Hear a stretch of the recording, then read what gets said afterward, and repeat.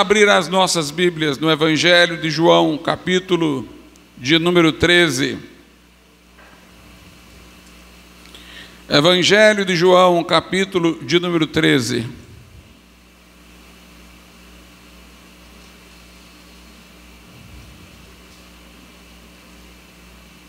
A partir do verso de número 3. Evangelho de João 13, a partir do 3. Diz assim a palavra do Senhor: Jesus, sabendo que o Pai tinha depositado nas suas mãos todas as coisas, e que havia saído de Deus e ia para Deus, levantou-se da ceia, tirou as vestes e, tomando uma toalha, cingiu-se.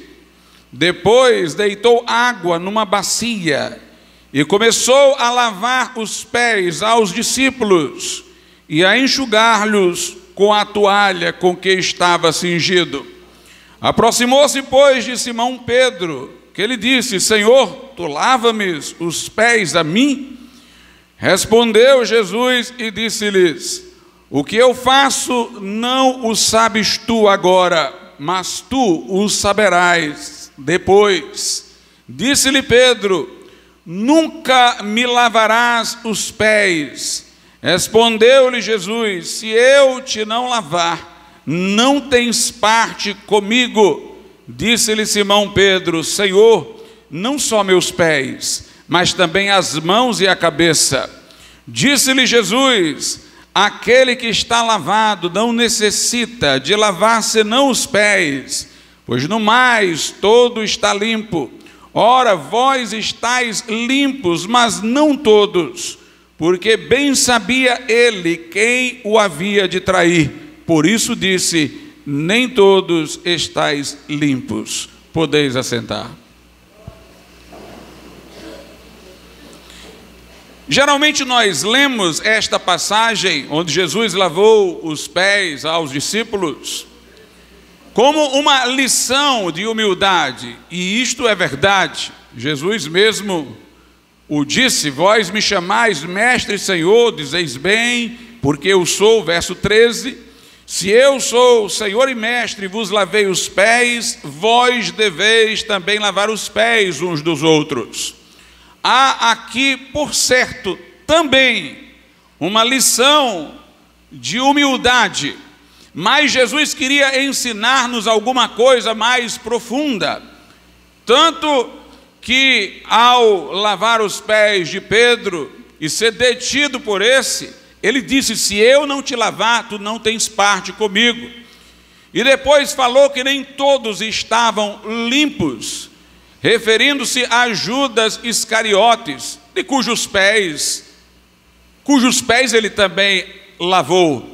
Portanto, há uma lição espiritual, há um ato que é notadamente uma manifestação de humildade para que aprendamos a servir uns aos outros, mas há alguma coisa aqui figurativa da nossa relação com Cristo, da nossa santificação, da nossa salvação, da nossa vida espiritual. Este ato, portanto, tem um simbolismo que aponta na direção da salvação, da santificação, da relação nossa com Deus e particularmente com o Senhor Jesus Cristo. Nós vemos aqui que Jesus, quando foi lavar os pés aos discípulos, chegando em Pedro, ele foi aparentemente detido, porque diz assim no verso 6, aproximou-se, pois, de Simão Pedro, que lhe disse: Senhor, tu lava-me os pés a mim? Pedro manifestou estranheza do ato, achou que estava a posição invertida. De fato, Jesus estava exatamente ensinando-nos humildade, até para que nós soubéssemos o propósito de sua vinda. A Bíblia diz lá na carta aos Filipenses que Jesus, subsistindo em forma de Deus, não considerou o ser igual a Deus, mas esvaziou-se a si mesmo, tomou a forma de servo, tomou a forma de homem. Como homem, ele levou os nossos fardos, os nossos pecados sobre si. e deixou-se traspassar na cruz, vertendo seu sangue para expiar a nossa culpa. Morreu como nosso substituto. Portanto, veio para servir a Deus e, de certa maneira, para nos servir no propósito de nossa salvação. Por isso, numa outra passagem, Jesus disse: o Filho do Homem não veio para ser servido, mas para servir e dar a sua vida em resgate por muitos. Quando ele diz o Filho do Homem não veio para ser servido, ele quer dizer que não há nada que nós possamos oferecer a ele.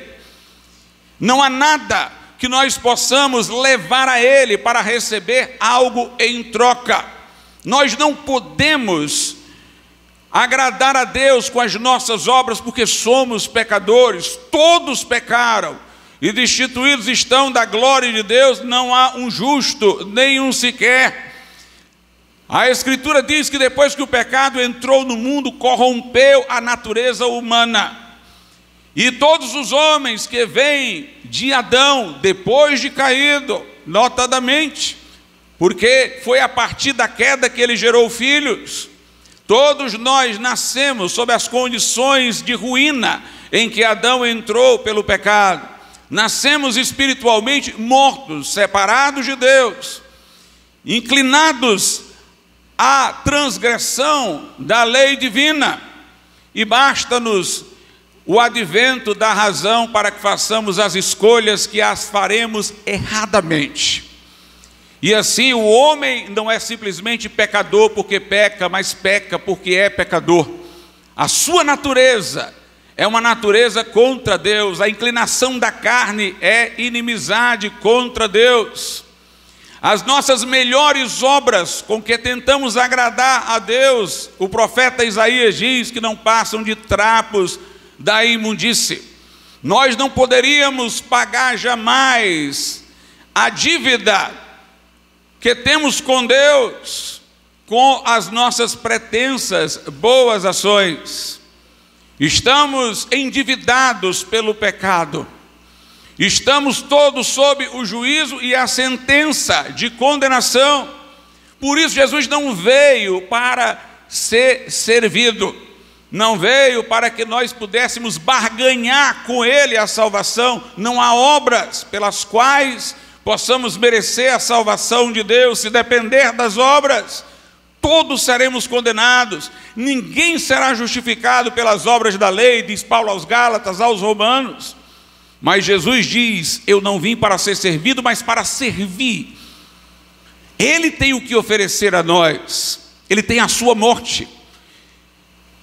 Eu vim para servir e dar a minha vida em preço de resgate por muitos. Ele pagou o preço do resgate, ele pagou o preço da redenção. Por isso a mensagem que pregamos chama-se Evangelho, que quer dizer boas notícias. Boas novas. Nós pregamos o que ocorreu. Nós damos a boa notícia de que o justo morreu pelos injustos para levar-nos a Deus, que o Verbo encarnado, Filho de Deus feito homem, aquele em quem não havia mancha ou pecado, levou em seu corpo ao madeiro os nossos pecados, foi traspassado e moído pelas nossas transgressões. E se nós, arrependidos de nossos pecados, contritos pelos nossos desvios, recorrermos a ele em fé e confiarmos apenas nele, nos abrigarmos nele e lhe entregarmos a nossa vida arruinada para que ele a salve, ele o fará, perdoando nossas culpas por seu sangue e transformando nossa vida e nosso coração. E quando Jesus lavava os pés aos discípulos, neste ato de humildade, ele projetava um ato de humildade ainda mais profundo, que foi aquele pelo qual ele esvaziou-se de sua glória, assumiu a humanidade e veio levar a carga das nossas transgressões.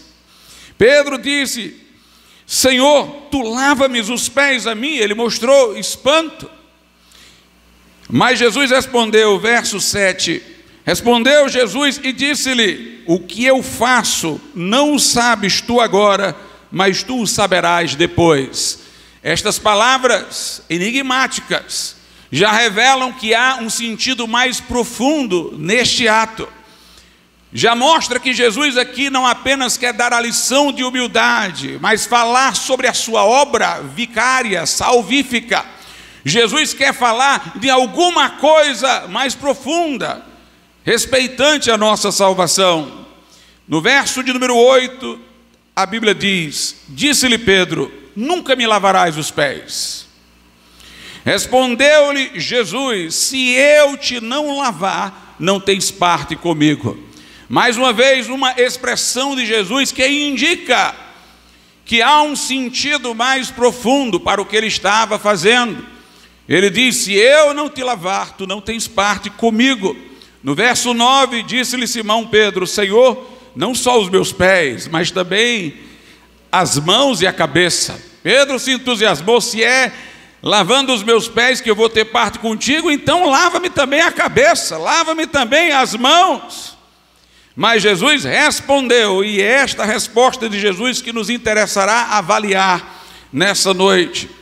No verso 10, aquele que está lavado não necessita de lavar senão os pés, pois no mais todo está limpo. Ora, vós estáis limpos, mas não todos. Isso já indica que havia um não convertido entre os apóstolos. O traidor Judas Iscariotes. Ninguém pense que Judas era um crente, que na última hora se desviou. Não, Judas nunca foi crente. Judas não foi alguém que fazia tudo certo e na última hora resolveu trair Jesus. Não, Judas era o tesoureiro dos apóstolos. E a Bíblia diz que ele já furtava da bolsa.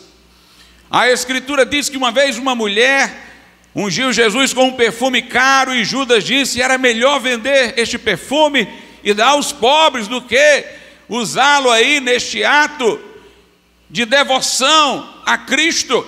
Mas a Bíblia diz que apesar dele falar de vender o perfume para dar aos pobres, na verdade ele queria o dinheiro na bolsa, porque furtava dela. Então Judas era alguém que já vinha na prática do pecado. Ainda não tinha ocorrido aqui todas as coisas que ele veio a fazer, mas Jesus já está dizendo, nem todos vocês são limpos. Nem todos. Havia um que acompanhou Jesus, ouviu suas pregações, mas não teve uma experiência de conversão de verdade. Esse foi Judas Iscariotes. Mas nós temos a resposta de Jesus, aquele que está lavado não necessita de lavar senão os pés. Jesus presume nesse texto que haja um banho anterior, que os discípulos tenham tomado na figuração, de maneira que agora, já com este banho, eles não precisavam tomá-lo por inteiro outra vez, mas lhes bastaria lavar os pés. Que banho é esse? O banho de que Jesus fala é a regeneração. A Bíblia Sagrada diz em João, capítulo de número 3, que Jesus falou assim para Nicodemos, aquele que não nascer da água e do Espírito, não pode entrar no reino de Deus.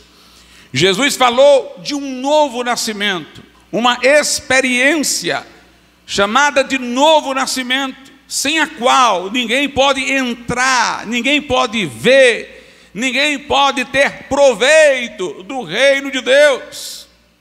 É interessante isto, irmãos. Se eu quisesse que um peixe saísse das águas e vivesse à semelhança das aves, eu só poderia ter a hipótese disso ser possível se o peixe fosse transformado em uma ave.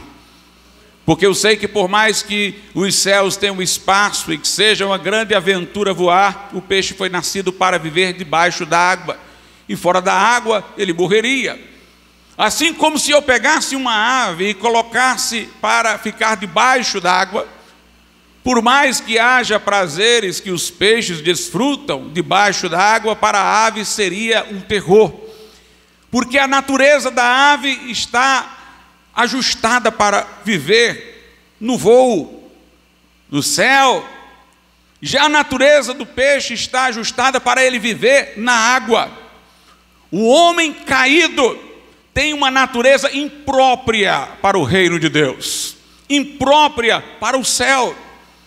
Se eu imaginasse, só hipoteticamente, Deus levando uma pessoa descrente, que não teve o novo nascimento, para o céu, isso não mudaria nada a condição dela. O céu para ela seria o inferno, porque ela não teria a natureza ajustada para apreender as coisas boas do céu. Ela não experimentaria o gozo celeste, o lugar não seria a mesma coisa que eu desfrutar, porque ela não teria uma natureza apropriada para o céu. Seria como eu pegar uma pessoa mundana e colocá-la para viver a vida toda num culto eterno a Deus. Ela que não gosta nem de domingo, dia de domingo ir para a igreja, acharia aquilo ali terrível, porque não tem a natureza habilitada. Jesus disse: é necessário nascer de novo. É preciso nascer de novo para entrar no reino de Deus. E ele disse que este novo nascimento é da água e do Espírito. No original não tem os artigos, não é da água e do Espírito, é de água e Espírito. É um nascimento só. Não é um da água e outro do Espírito, são as duas palavras unidas numa experiência única. Talvez alguns pensem equivocadamente que tem alguma coisa a ver com o batismo nas águas, mas não trata-se do batismo nas águas. Lembremos-nos de que o malfeitor que se converteu, crucificado ao lado de Jesus, não teve tempo para ser batizado nas águas. Mesmo assim, Jesus disse: hoje mesmo tu estarás comigo no paraíso. Nascer da água e do Espírito não se refere ao batismo. Jesus aqui não tinha dado ainda o que o fez somente depois da ressurreição, a grande comissão, para os seus discípulos pregarem o evangelho a toda criatura e batizarem em nome do Pai, do Filho e do Espírito Santo. Não faria sentido Jesus dizer a Nicodemos que ele tinha que nascer da água e do Espírito, referindo-se a uma coisa que Nicodemos não poderia compreender ainda, porque não havia sido instituído batismo. Jesus, quando falou de nascer da água e do Espírito, Jesus estava usando palavras que o Velho Testamento mencionava, que Nicodemos, um leitor do Velho Testamento, poderia compreender. E havia menção a uma aliança futura de Deus com os homens, pela qual ele tiraria dos homens o coração de pedra, daria um coração sensível, um coração de carne, poria no homem espírito novo, faria o homem por seu próprio espírito, pelo Espírito de Deus, andar nos estatutos e mandamentos do Senhor. Havia uma promessa sobre uma mudança de coração, e a água, na linguagem bíblica do Velho e do Novo Testamento, era representativa da palavra de Deus.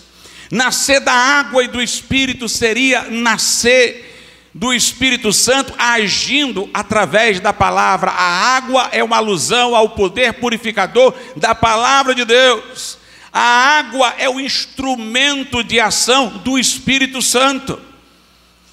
Por isso que a Bíblia diz que a palavra é a espada do Espírito. A água representa a palavra, instrumento do Espírito Santo para purificar vidas.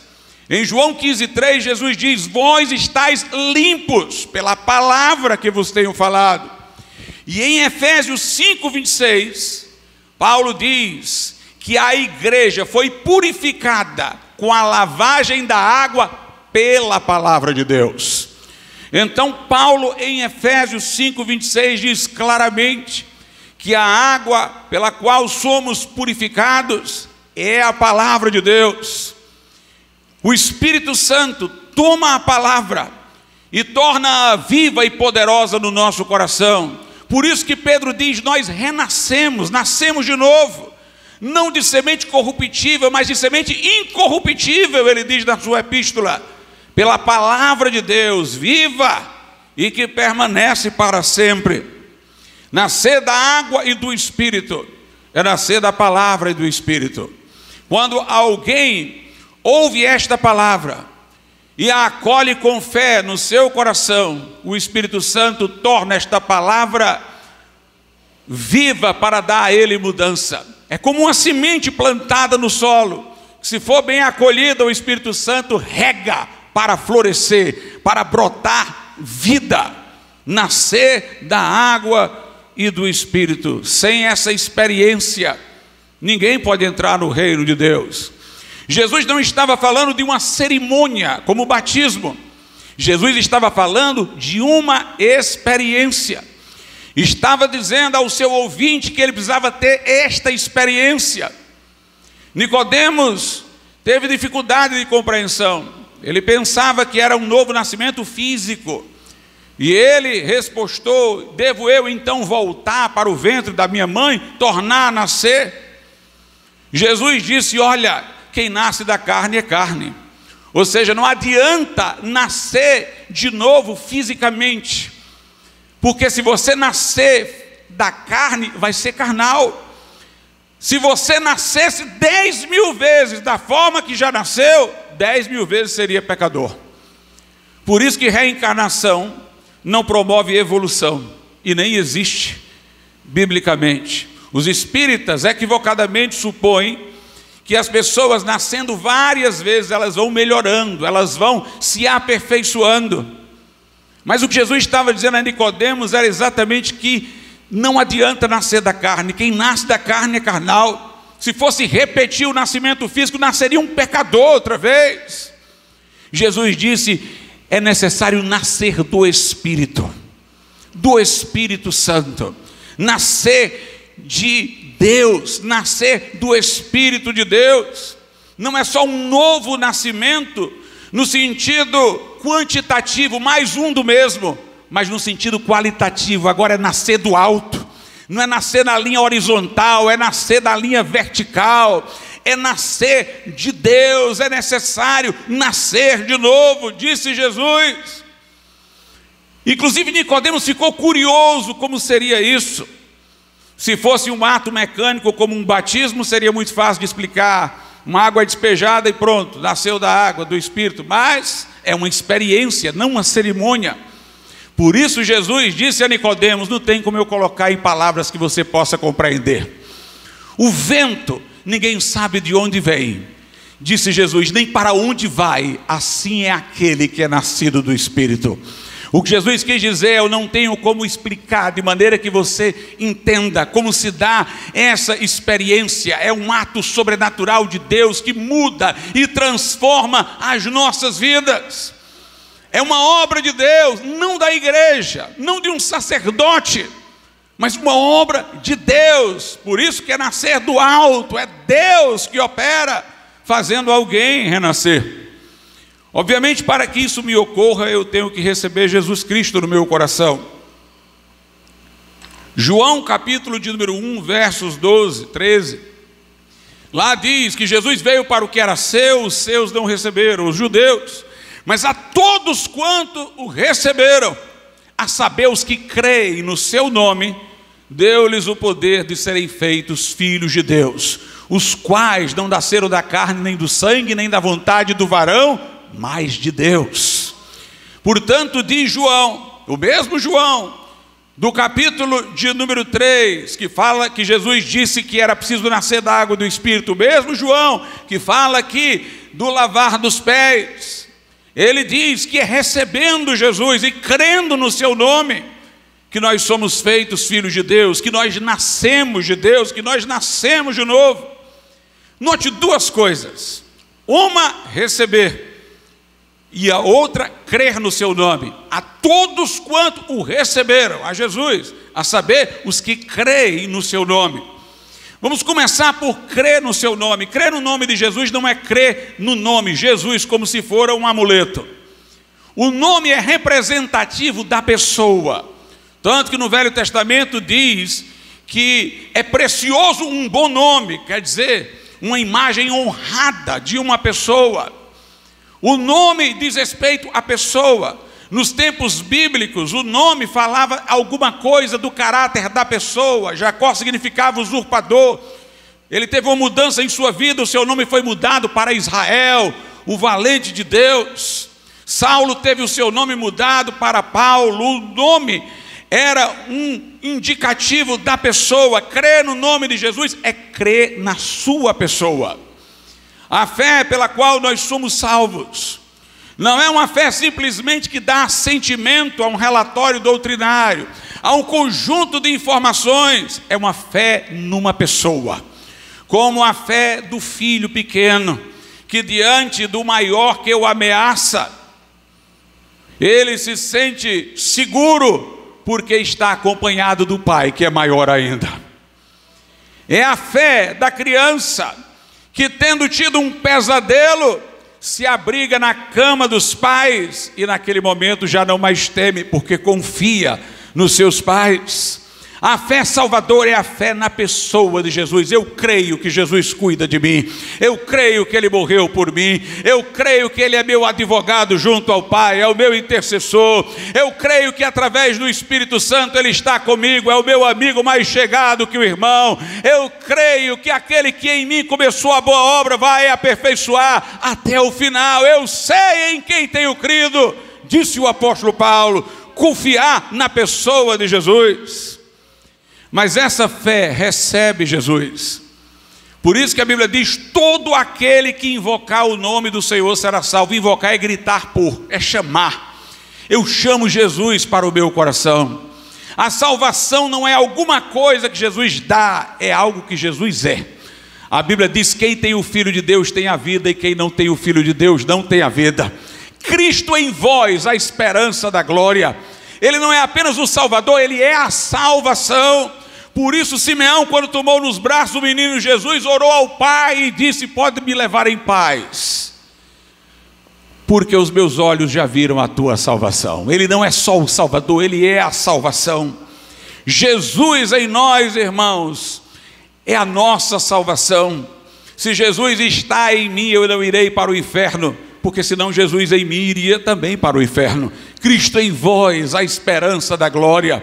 Deus me olha e não vê com as minhas fraquezas quem eu sou, me vê agora através de Jesus, porque Ele olha para o meu coração e é aonde Jesus está. Eu tenho que chamar Jesus para a minha vida, e Jesus não entra para ser hóspede, só entra para ser o dono da casa. Ninguém queira Jesus como Salvador sem tê-lo como Senhor. É a fé em Jesus como Senhor que salva. Se com a tua boca confessares Jesus como teu Senhor, ou seja, você se coloca como servo, e em teu coração creres que Deus o ressuscitou dos mortos, serás salvo. Eu chamo Jesus para vir à minha vida, para se assenhorear do meu coração, para ser o rei da minha existência. Eu confio que Ele morreu naquela cruz por mim. Eu confio que os meus pecados foram pagos mediante o seu sangue. Eu confio que Ele está à destra de Deus como meu advogado intercessor. Eu recebo na minha vida, e o Espírito Santo o traz. Naquele momento eu vou nascer de novo, não da carne nem do sangue, mas do Espírito de Deus. Aquele que está em Cristo, segundo aos Coríntios 5,17, nova criatura é. As coisas velhas já passaram, e eis que tudo se fez novo. Jesus não entra num coração para não transformar. Quando Ele entra, eu já não sou mais quem eu era. A minha identidade agora é outra. Antes eu era alguém em Adão, agora eu sou alguém em Cristo. Antes eu estava sob a maldição que veio pelo pecado de Adão, agora eu fui lavado pelo sangue de Jesus de toda mancha. Tenho Jesus como meu mediador, como meu refúgio, como minha salvação. Nesse momento há uma transformação da vida. Não apenas Deus nos perdoa os pecados, Ele muda a nossa vida. O perdão de pecados nos absolve de culpa e de condenação, para que tenhamos direito ao céu. Mas nossa natureza é habilitada para o céu pelo novo nascimento. Se eu fosse perdoado, mas continuasse sendo a mesma pessoa, na ruína que eu estava, como eu disse, se eu fosse levado para o céu assim, era como um peixe ser levado para fora das águas e alguém quisesse que ele se encantasse com as belezas das nuvens, seria como uma ave ser colocada debaixo d'água para ver se ela se encantava com as belezas do oceano. Não seria possível. Deus não apenas nos dá direito ao céu, perdoando os nossos pecados pelo sangue de Jesus, Deus nos habilita para o céu, transformando a nossa vida, fazendo-nos nascer de novo da água e do Espírito. Essa experiência do novo nascimento, ela é única. Não existe um segundo novo nascimento, não seria um novo nascimento pela terceira vez. Jesus só falou de nascer da carne e nascer do Espírito. Não existe um terceiro novo nascimento. Um verdadeiro crente nascido de Deus, ele não retrocederá. Ele pode ter momentos difíceis, ele pode enfrentar crises de ânimo, ele pode por algum momento estar trôpego, mas uma força o impulsiona a se levantar e prosseguir. João diz na sua epístola: aquele que nasceu de novo, ele não pode permanecer no pecado, porque a semente de Deus nele está. O que é nascido de Deus, diz João, conserva-se a si mesmo, e o maligno não lhe toca.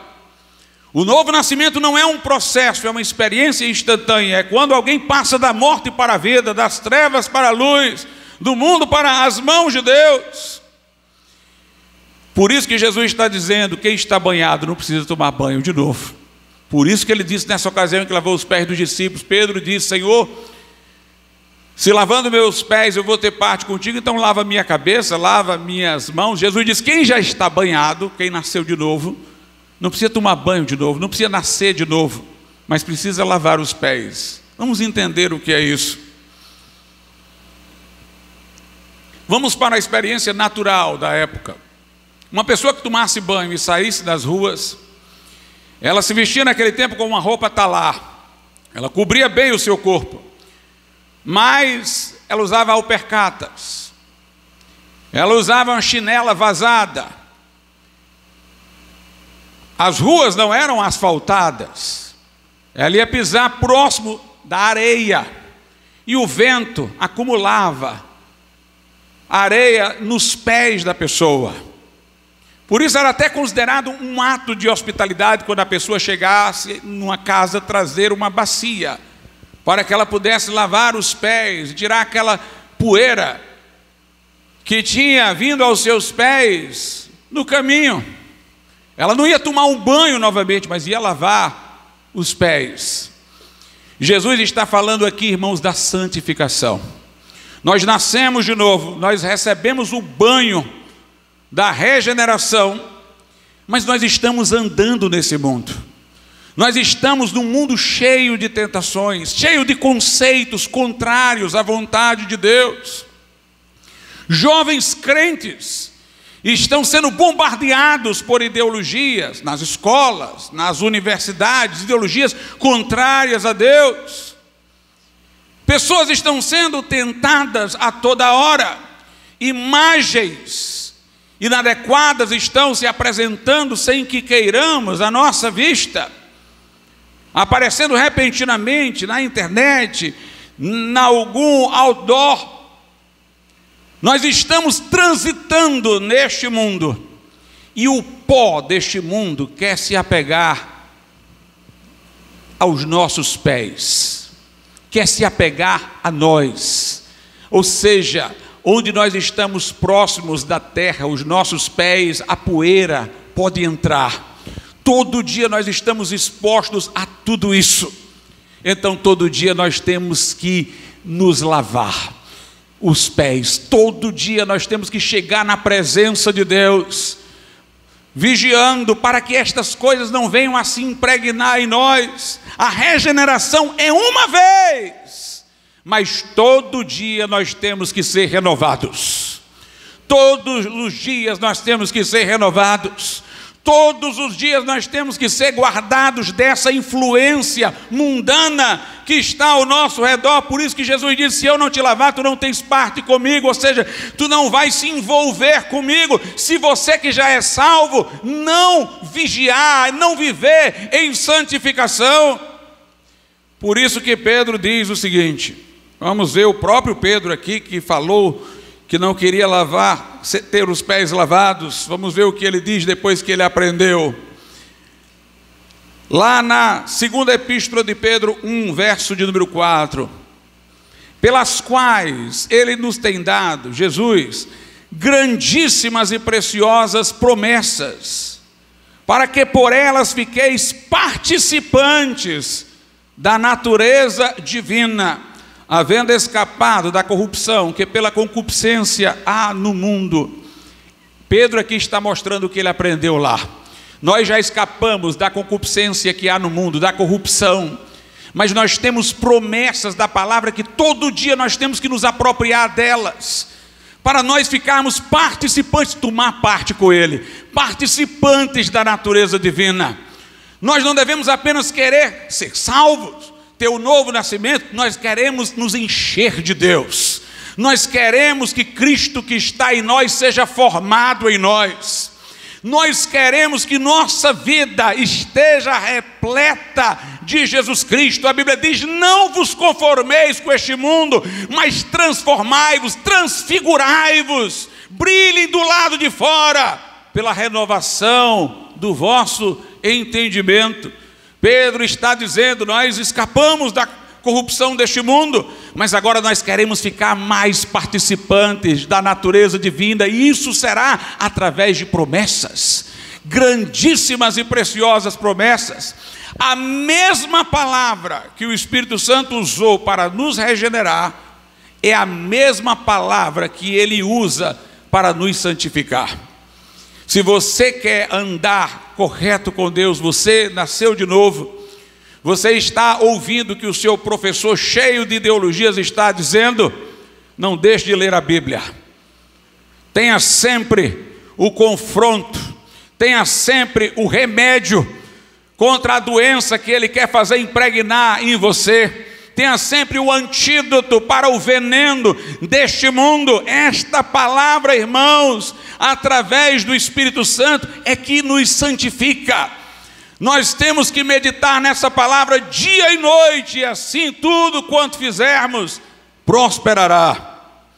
Lá na carta de Paulo a Tito, no capítulo 3, verso 5, Paulo diz assim: não por obras de justiça que nós houvéssemos feito, mas segundo a sua misericórdia ele nos salvou, mediante o lavar regenerador e renovador do Espírito Santo.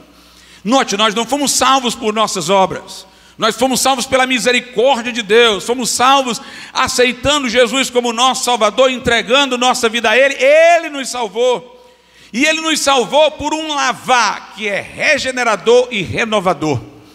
A regeneração é uma vez só, é o banho da regeneração, mas a renovação é todo dia, é o que aqui foi assemelhado ao lavar dos pés. Somos regenerados uma vez, mas temos que ser renovados todos os dias. Há crentes, irmãos, que estagnando no seu crescimento espiritual, estão deixando de experimentar o melhor de Deus, poluídos por este mundo, sem tirar a poeira deste mundo que veio a ele. Ele está perdendo o melhor do que Deus pode oferecer. Por isso nós devemos ser renovados todos os dias, e isso através da palavra de Deus.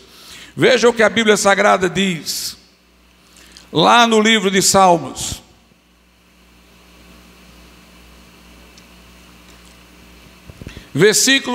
capítulo 119, Salmo 119,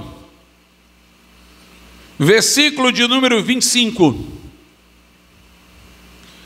A minha alma está pegada ao pó, vivifica-me segundo a tua palavra. Salmo 119, 25, note o que o salmista diz. É como se fosse o pé na poeira. Minha alma está pegada ao pó, o pó está batendo na minha alma, o pó deste mundo. está atingindo a minha alma, mas aí ele ora: vivifica-me, Senhor, vivifica-me segundo a tua palavra, vivifica-me segundo a tua palavra. Ele está pedindo o lavar dos pés. Ele está dizendo: eu sou salvo, mas o pó está batendo, eu quero que o Senhor me tire disso, eu quero que o Senhor me vivifique. O Salmo 119 diz assim, nos versículos 9 e 10: com que purificará o jovem o seu caminho? Observando-o conforme a tua palavra. Com todo o meu coração te busquei, e não me deixei desviar dos teus mandamentos. Escondi a tua palavra no meu coração, para eu não pecar contra ti. Meus amados irmãos, duas coisas através da palavra de Deus são necessárias para que nós mantenhamos a nossa vida em santificação. A primeira coisa é um coração quebrantado. Quebrantado é uma palavra não usual, mas quer dizer quebrado. Um coração quebrantado. O orgulho é algo que dificulta. O pecado de Adão foi o orgulho. Satanás disse a Eva que se eles comessem da árvore de que Deus dissera para não comer, eles não morreriam, seriam autossuficientes, seriam como Deus, teriam conhecimento sem precisar aprender de Deus, conheceriam por si mesmos as coisas, o bem e o mal. É o desejo de autonomia, é o orgulho, é o coração endurecido, que muitas vezes impede a palavra de agir. Nós temos que deixar a palavra de Deus quebrar o nosso coração. Há uma passagem muito conhecida lá de Hebreus 4, diz assim: a palavra de Deus é viva e eficaz, é mais penetrante que uma espada aguda de 2 gumes, vai até a divisão da alma e do espírito, das juntas e medulas, e é apta para discernir pensamentos e intentos do coração. O Otman Nee representava o nosso ser em 3 círculos. O primeiro, mais exterior, é o corpo. O outro, mais interior, é a alma. E o outro, mais profundo, é o espírito. Pois a palavra de Deus entra pelos nossos ouvidos e sai quebrando a alma, até chegar na divisão entre a alma e o espírito. É no nosso espírito onde habita Deus, onde habita o Espírito Santo quando somos salvos. Mas é na nossa alma onde estão as nossas emoções, a nossa vontade, o nosso intelecto.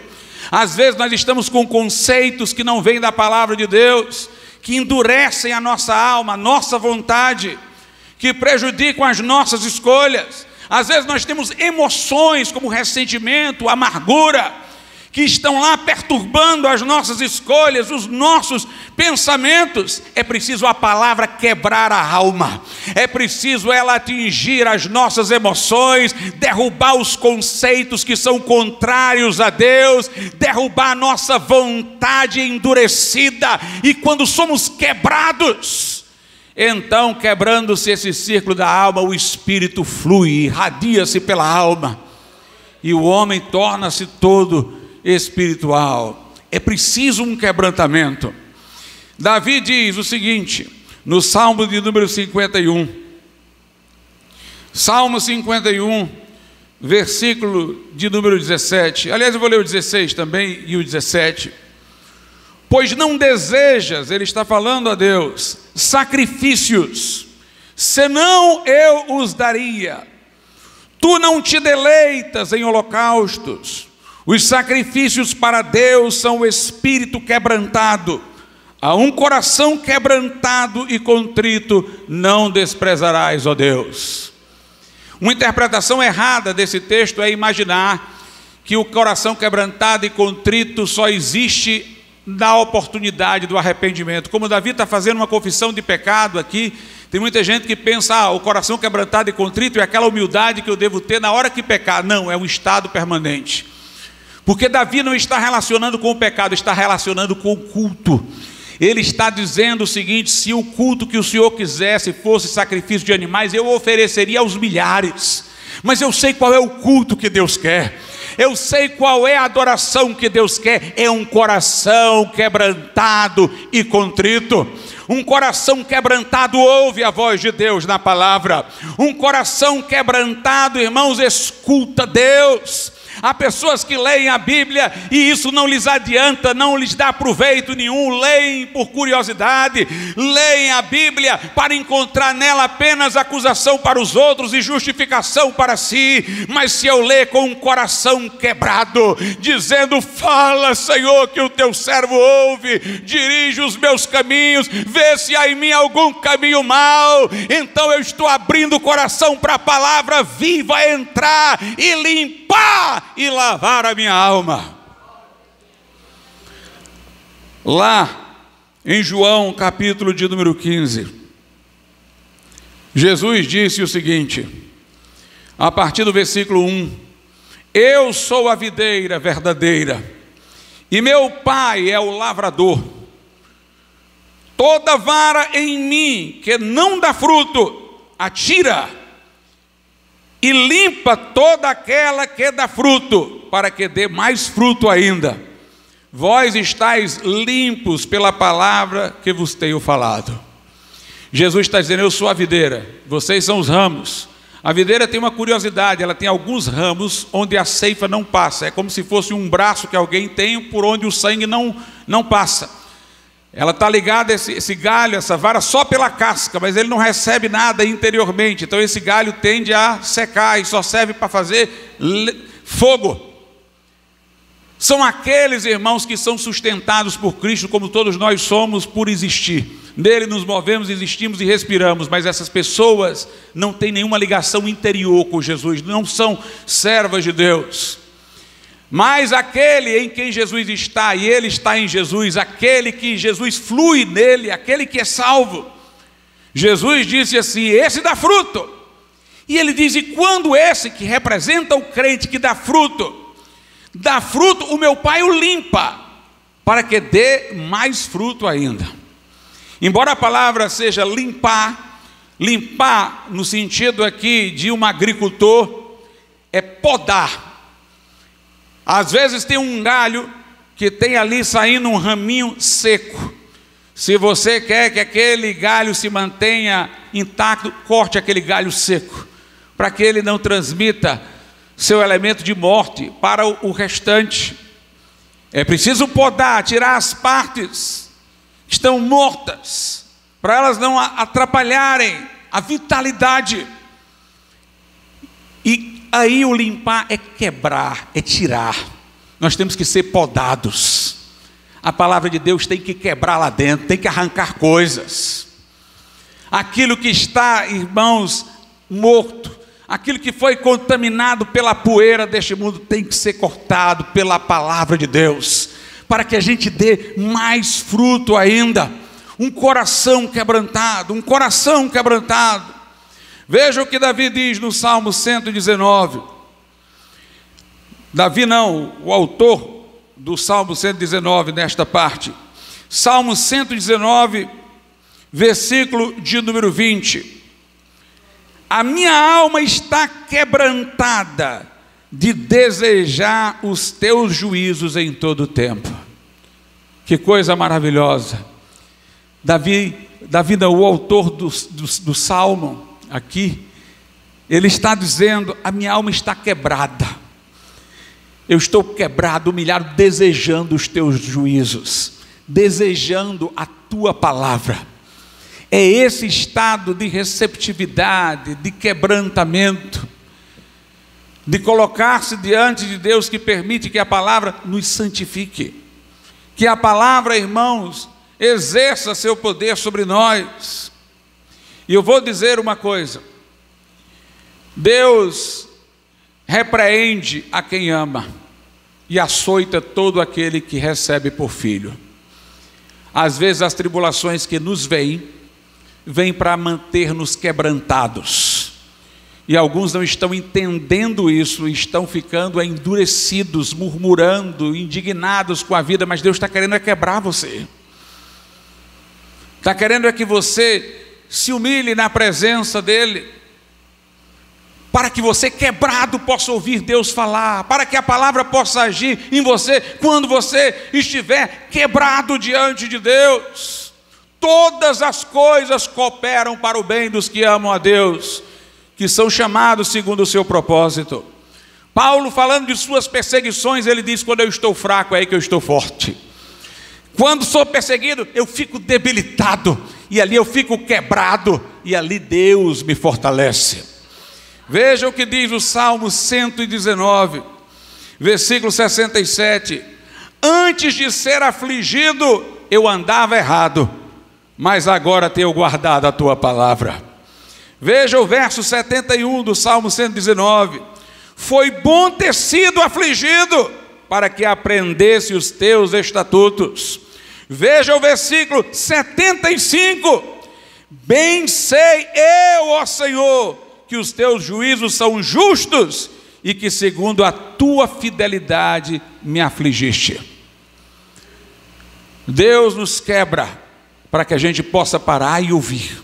É um coração quebrantado, é um coração humilhado, que vai ouvir a voz de Deus, onde a palavra de Deus vai trabalhar. Uma coisa interessante, irmãos, quando eu era novo convertido, eu levei minhas irmãs para a igreja, e meus pais, muito católicos, eles, principalmente o meu pai em particular, objetava muito, havia muitas discussões, muita confusão. E no colégio também eu fui muito perseguido fisicamente, era cuspido na cara, empurrado, rasgava minha roupa, chutava minha bolsa. E eu lidava com tudo aquilo ali, muitos problemas. Depois que eu comecei a pregar, com 17 anos essa igreja estava começando, eu estava iniciando, mas antes dela 4 congregações eu já tinha dado início. Muitas responsabilidades, com muita juventude, falta de experiência, muitas coisas me angustiavam bastante. E eu lembro-me que de madrugada ficavam esses problemas na minha cabeça, e eu começava a ler a Bíblia. Aí eu lia um capítulo e não conseguia me concentrar, porque ficava dividido entre o que eu estava lendo e os problemas que eu estava pensando. Aí eu voltava para o começo, lia de novo. Eu não me lembro quantas vezes lia, mas chegava uma hora, irmãos, que eu lia e engatava. E aí eu começava a ler, e Jesus começava a falar comigo. E eu entrava noite adentro lendo. Quando eu via, eu já tinha lido não sei quantos capítulos da Bíblia. Mas quando eu terminava ali a leitura, meus irmãos, os problemas ficavam inofensivos. Eles que pareciam gigantes ficavam minúsculos. Eu que estava parecendo fraco diante deles, agora me sentia forte. Eu ganhava um fôlego para enfrentar tudo, porque a palavra fortalecia. E veja o que diz o Salmo 119, versículo de número 28. A minha alma consome-se de tristeza, fortalece-me segundo a tua palavra. Veja o que diz o verso 50 do Salmo 119. Isto é a minha consolação na minha aflição, porque a tua palavra me vivificou.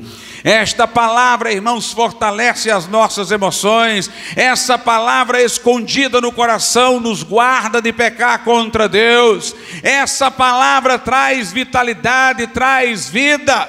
É por ela que nós somos santificados dia a dia. Mas precisamos ter um coração quebrantado.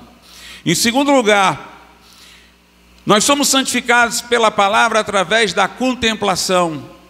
Lá em 2 Coríntios 3, Paulo fala que os judeus que frequentavam as sinagogas e ouviam a leitura da lei, eles não conseguiam entender corretamente a lei. Um véu estava em seus corações, diz Paulo. Eles não conseguiam ver que aquele de quem os profetas falavam era Cristo, que aquele que os sacrifícios da lei representavam prefigurativamente era Cristo, que o objetivo da lei era mostrar o nosso pecado para que pudéssemos procurar salvação em Cristo. Havia um véu em seus corações. Aí Paulo diz: mas quando alguém se converte, o véu sai. Aí ele diz: e agora, contemplando a glória de Cristo, nós somos transformados de glória em glória na mesma imagem. Observe, ele está dizendo que os judeus não viam Cristo na leitura do livro da lei, e ele está dizendo que nós agora contemplamos Cristo. Contemplamos aonde? Na Bíblia. Nós conseguimos ver Cristo na Bíblia. Nós devemos, irmãos, ler a Bíblia para elevar a nossa mente a Cristo. Jesus diz: examinai as Escrituras, julgais ter nelas a vida eterna, e são elas que de mim testificam. Um puritano do século XVII, John Owen, ficou enfermo, e ele, enfermo, em vez de se deter na sua enfermidade, ele começou a meditar pela palavra de Deus na glória de Cristo. Depois ele ficou bom e escreveu o livro A Glória de Cristo. Meditações acerca da glória de Jesus. Jonathan Edwards conta que ia para um bosque, e lá ele parava e começava a meditar em Jesus. Ele fala de experiências de meditação na glória de Cristo, no amor de Jesus, tão profundas, que ele dizia: era como se eu estivesse tendo a visão do próprio Cristo diante de mim. Nós devemos meditar no amor que Jesus nos teve, devemos meditar no que Ele fez por nós. Nós vemos Paulo, irmãos, se alegrando quando ele medita. Paulo escreve aos Romanos e vai falando do que Jesus fez por nós, nos justificou, nos regenerou, nos santificou, e quando ele vai falando, ele vai contemplando tudo isso, até que ele, maravilhado, diz: que diremos, pois, a estas coisas? E ele se alegra e diz: se Deus é por nós, quem será contra nós? Se Deus nos justifica, quem nos condena? Foi Cristo quem morreu, foi antes quem ressuscitou, o qual está à direita de Deus, intercede por nós. Se Deus não poupou a seu próprio Filho, mas o entregou por nós todos, como não nos dará com Ele todas as coisas? Paulo diz: quem nos separará do amor de Deus que está em Cristo Jesus? A espada, a angústia, a perseguição. Paulo diz: em tudo isso somos mais do que vencedores, porque nem a vida, nem a morte, nem o presente, nem o porvir, nem principados, nem a altura, nem a largura, nem a profundidade poderão nos separar do amor de Deus que está em Cristo Jesus. Paulo vai falando do plano de Deus que se consumará em Cristo, quando Ele vier em glória. E então Paulo, maravilhado, diz: quem primeiro deu a Ele e depois recebeu, porque dele, por Ele, para Ele são todas as coisas. A Ele, pois, a glória, hoje e eternamente. Paulo vai escrevendo aos Coríntios sobre a ressurreição futura dos crentes, a partir da ressurreição passada de Jesus. E Paulo vai se maravilhando, até que chega uma hora que ele diz: morte, onde é que está a tua vitória, morte? Tu foste tragada na vitória. Jesus ressuscitou. Ele vai se alegrando porque vai meditando em Cristo. Paulo diz: se alguém tem do que se gloriar na posição social, no status, eu muito mais. Sou hebreu de hebreus, da tribo de Benjamim, aprendi aos pés de Gamaliel, era considerado irrepreensível pelos judeus no cumprimento da lei, mas isso que era tudo agora não é nada, porque eu encontrei Cristo, e pela maravilha do conhecimento de Jesus, meu Senhor, eu perdi todas estas coisas e as considero como nada. Nesta carta aos Filipenses, quem escreve é um Paulo velhinho, mas ele diz lá: eu desejo conhecê-lo e o poder da sua ressurreição. Parece um novo convertido falando. Eu quero conhecê-lo mais, eu quero ainda conhecê-lo, eu quero meditar mais sobre Jesus.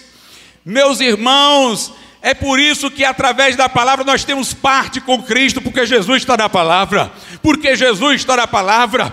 Os católicos dizem: nós somos acusados por vocês de adorarmos estátua, mas vocês adoram um livro. Não, nós não nos apegamos à Bíblia pela Bíblia, nós nos apegamos à Bíblia porque encontramos Jesus nela, porque Jesus se revela nela. Ele é que é para nós o amigo mais chegado que o irmão, Ele que para nós é a vida, Ele que para nós é o Salvador. Eu tenho que encontrar na palavra Cristo para ter parte com Ele. Enquanto contemplamos a glória do Senhor, nós somos transformados de glória em glória da mesma imagem. Eu vou ficando parecido com Ele, a vida dele vai se revelando em mim, eu vou sendo transformado de glória em glória na mesma imagem. Portanto, meus irmãos, se alguém não nasceu de novo, entrega o caminho ao Senhor, confia nele, o mais ele fará. Arrepende-te do teu pecado, refugia-te em Cristo, chama-o para ser teu Salvador e Redentor. E você que é crente, não fique parado não, o trem está andando. Jesus é o mesmo ontem, hoje o será eternamente. Ele está à tua frente, contempla a glória do Senhor, mantém os olhos fitos no autor e consumador da fé. Assim como recebeste a Cristo Jesus como Senhor, assim também andai nele, se encha de Jesus. Paulo diz: eu desejo conhecê-lo e o poder da sua ressurreição.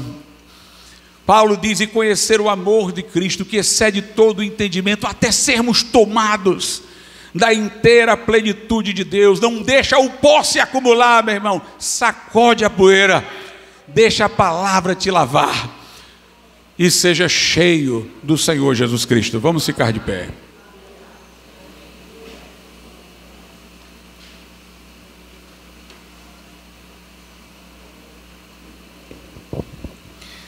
Soberano e altíssimo Deus, nosso Pai, nós te louvamos e te agradecemos, Senhor, pela tua palavra viva, poderosa, que aponta Jesus, que mostra Jesus, o Salvador poderoso. Nós te louvamos, ó Deus, pelo teu Filho, pelo qual fomos redimidos, salvos, transformados, perdoados e estamos em santificação. Que o Senhor traga pessoas aos pés da cruz, vidas à reconciliação com Deus, ao arrependimento, meu Deus, à renovação da vida, à regeneração do coração. Nós pedimos: faz estas coisas, contrista para arrependimento, infunde a fé, chama pelo Evangelho, em nome de Jesus. Amém. Eu pergunto nessa noite, se há alguém aqui que diz: pastor, eu não tenho certeza da minha salvação. Se hoje a morte batesse à minha porta e fosse o meu último suspiro, eu não sei se minha natureza estaria habilitada para o céu, mas eu quero nascer de novo. Eu quero que Jesus faça isso na minha vida. Eu quero entregar a Ele o meu coração. Levante a sua mão e nós vamos orar por você. Se houver alguém nessa noite, talvez alguém que esteja desviado, desviada, você quer se reconciliar com o Senhor, levante a sua mão neste momento. Se houver alguém, não perca essa oportunidade, nós iremos orar com você, orar pela tua vida. Entrega teu caminho ao Senhor nessa noite, confia nele e o mais ele fará. Você que precisa dar meia volta do caminho onde se encontra, correr para os braços do Salvador, confesse-o nessa noite. Não se ponha em vergonha de Cristo, mas confesse-o, aceite-o publicamente, e ele virá ao teu coração. A todos que o receberam, ele lhes deu o poder de serem feitos filhos de Deus. Se houver alguém nessa noite que quer aceitar Jesus e se reconciliar, levante sua mão nessa hora.